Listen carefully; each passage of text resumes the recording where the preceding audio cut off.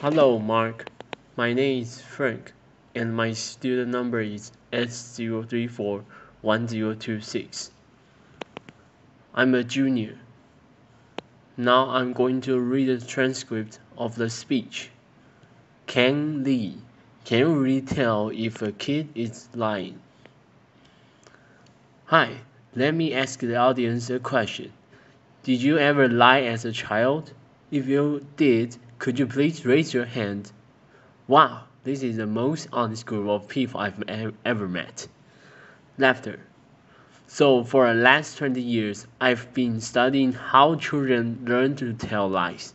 And today, I'm going to share with you some of the discoveries we have made. But to begin, I'm going to tell you a story from Mr. Richard Messina, who is my friend and an elementary school principal. He got a phone call one day. The caller says, "Mr. Messina, my son Johnny will not come to school today because he's sick." Mr. Messina asks, "Who am I speaking to, please?" And the caller says, "I am my father." Laughter. So this story, laughter, sums up very nicely three common beliefs we have about children and lying. 1. Children only come to tell lies after entering elementary school. 2. Children are poor liars. We adults can easily detect their lies. And 3.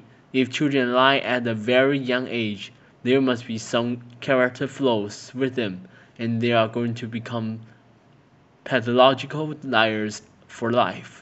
Well, it turns out all of the three beliefs are wrong. We have been playing guessing games with children all over the world. Here is an example. So in this game, we ask children to guess the numbers on the cards, and we tell them if they win the game, they are going to get a big prize. But in the middle of the game, we made an excuse and leave the room. And before we leave the room, we tell them not to peek at the cards. Of course, we have hidden cameras in the room to watch their every move, because a desire to win a game is so strong, more than 90% of children will peek as soon as we leave the room. Laughter. The crucial question is, when we return and ask the children whether or not they have peeked, will the children who peeked confess or lie about their transgression? We found that regardless of gender, country, religion, at 2 years of age, 30% lie, 70% tell the truth about their transgression. At 3 years of age, 50% lie and 50% tell the truth. At 4 years of age, more than 80% lie. And after 4 years of age, most children lie. So as you can see, lying is really a typical part of development, and some children begin to tell lies as young as 2 years of age. So now, let's take a closer look at the younger children. Why do some but not all young children lie? In cooking, you need good ingredients to cook good food, and good lying requires two key ingredients. The first key ingredient is theory of mind, or the mind reading ability. Mind reading is the ability to know that different people have different knowledge about the situation and the ability to differentiate between what I know and what you know. Mind reading is important for lying because the basis of lying is that I know you don't know what I know. Therefore, I can lie to you. The second key ingredient for good lying is self-control. It is the ability to control your speech, your facial expression, and your body language so that you can tell a convincing lie. And we found that those young children who have more advanced mind reading and self-control ability tell lies earlier and are more sophisticated liars. As it turns out, these two abilities are also essential for all of us to function well in our society. In fact, deficits in mind reading and self-control abilities are associated with serious developmental problems such as ADHD and autism. So if you discover your 2-year-old is telling his or her first lie instead of being alarmed, you should celebrate. Set laughter. Because it signals that your child has arrived at a new milestone of typical development. Now, are children poor liars? Do you think you can easily detect their liars? Would you like to give it a try? Yes. Okay. So I'm going to show you 2 videos. In the videos, the children are going to respond to a researcher's question. Did you peek? So try to tell me which child is lying and which child is telling the truth. Here's child number 1. Are you ready? Video. Adult, did you peek? Child, no. Kang. And this is child number 2. Video. Adult, did you peek? Child, no. Okay, if you think child number 1 is lying, please raise your hand. And if you think child number 2 is lying, please raise your hand. Okay, so as a matter of fact, no, child number 1 is telling the truth. Child number 2 is lying.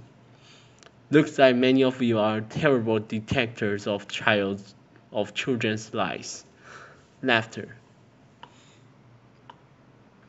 Now we have played similar kinds of games with many adults from all walks of life, and we show them many videos. In half of the videos, the children lied. In the other half of the videos, the children told the truth. And let's find out how these adults performed. Because there are so as many liars as truth tellers. If you guess randomly, there's a 50% chance you're going to get it right.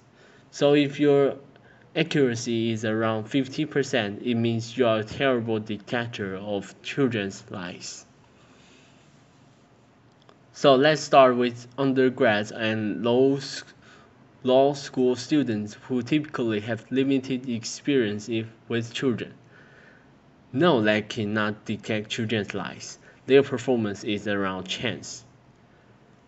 Now, how about social workers and children protection lawyers who work with children on a daily basis? Can they detect children's lies? No, they cannot. Laughter. What about judges, customs officers, and police officers who deal with liars on a daily basis? Can they detect children's lies? No, they cannot. What about parents? Can parents detect other children's lies? No, they cannot. What about, can parents detect their own children's lies? No, they cannot. Laughter. Applause. So now you may ask why children's lies are so difficult to detect. Let me illustrate this with my own son, Nathan. This is his facial expression when he lies. Laughter. So when children lie, their facial expression is typically neutral. However, behind this neutral expression, the child is actually experiencing a lot of emotions, such as fear, guilt, shame, and maybe a little bit of liar's delight.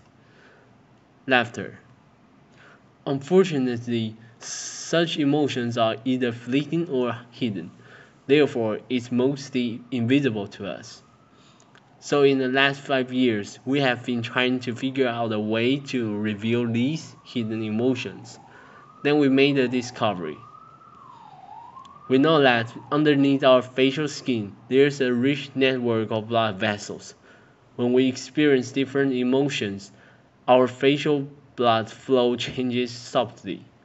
And these changes are regulated by the autonomic system that is beyond our conscious control. By looking at facial blood flow changes, we can reveal people's hidden emotions. Unfortunately, such emotion-related facial blood flow changes are too subtle to detect by our naked eye. So to help us reveal people's facial emotions, we have developed a new imaging technology we call transdermal optical imaging. To do so, we use a regular video camera to record people when they experience various hidden emotions.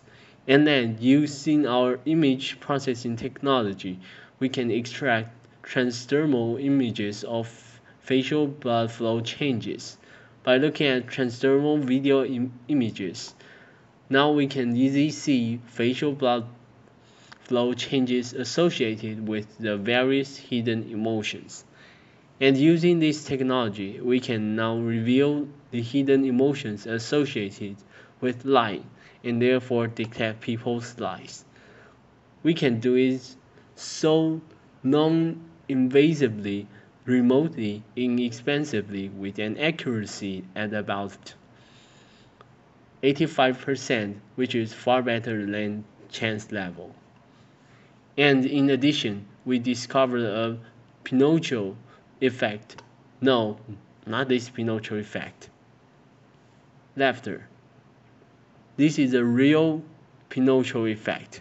When people lie, the facial blood flow on the cheeks decreases, and the facial blood flow on the nose increases.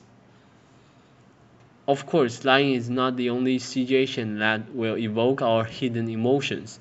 So then we ask ourselves, in addition to detecting lies, how can our technology be used? One application is in education. For example, using this technology, we can help this mathematics teacher to identify the student in his classroom who may experience high anxiety about the topic he is teaching so that he can help him. And also we can use this in healthcare. For example, every day I Skype my parents who live thousands of miles away. And using this technology, I can not only find out what's going on in their lives, but also simultaneously monitor their heart rate, their stress level, their mood, and whether or not they are experiencing pain. And perhaps in the future, their risks for heart attack or hypertension. And you may ask, can we use this also to reveal politicians' emotions? Laughter. For example, during a debate, well, the answer is yes.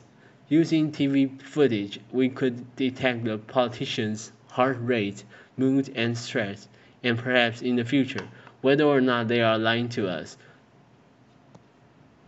We can also use this in marketing research, for example, to find out whether or not people like certain consumer